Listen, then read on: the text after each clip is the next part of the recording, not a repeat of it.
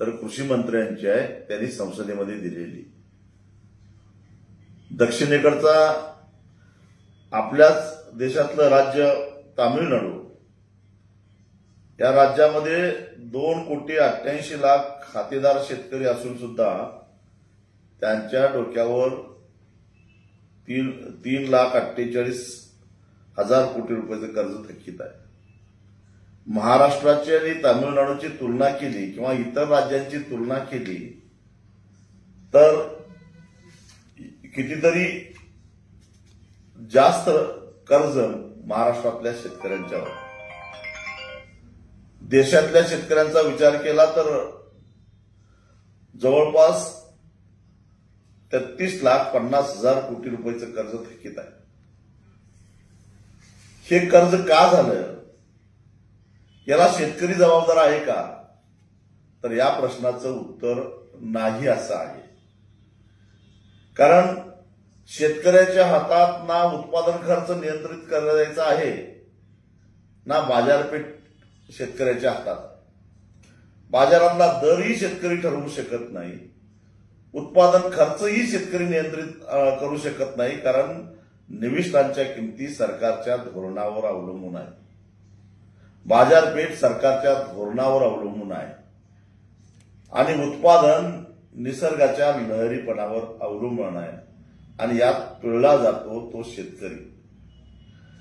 हे जे कर्ज झालं याचं कारण मोठ्या प्रमाणामध्ये दूध उत्पादक शेतकरी आहेत, गाई म्हशी खरेदी करण्यासाठी तो कर्ज काढतो, परंतु दुधाचे भाव ज्या पद्धतीने वाढतात त्याच्यापेक्षा कितीतरी अधिक पटीनं पशुखाद्याचे दर वाढत आहेत आणि त्यामुळं दूध धंदा तोट्यात गेलेला आहे, हे एक प्रमुख कारण आहे।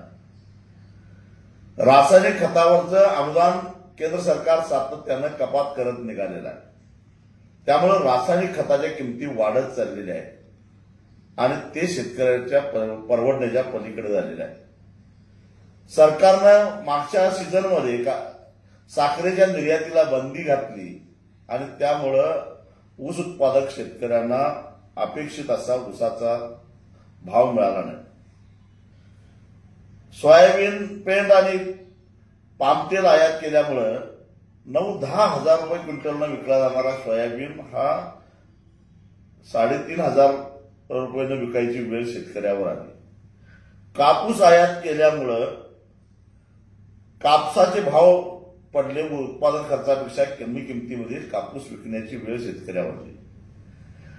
कांदा निर्यात बंदी केल्यामुळं कांदा उत्पादकांची राखरांगोळी झाली आणि वैश्विक तापमान वाढीमुळं निसर्गाचा जो लहरीपणा वाढलेला आहे त्यामुळं सातत्यानं ढगफुटी, महापूर, दुष्काळ, गारपीट, वादळ यामुळं पिकांचं मोठ्या प्रमाणामध्ये नुकसान व्हायला लागलेलं आहे आणि हे नुकसान शेतकऱ्याला कर्ज फेडणं मुश्किल करायला लागलेलं आहे। जेव्हा आपल्या देशाच्या गरजेपेक्षा जादा उत्पादन होतं, अतिरिक्त उत्पादन होतं, त्यावर प्रक्रिया करण्याची सुविधा शेतकऱ्याला मिळत नाही आणि पायाभूत सुविधांचा अभाव। एकूण सरकारचा अर्थसंकल्प बघितला तर हा देश कृषी प्रधान आहे, पण कृषी क्षेत्रातल्या पायाभूत सुविधांच्यासाठी त्याच्यामध्ये तरतूद किती आहे हे जर तपासलं तर या साऱ्या गोष्टी लक्षात येईल। शेतकरी कर्जबाजारी होण्यापाठीमागचं कारण हे आहे। महाराष्ट्रातल्या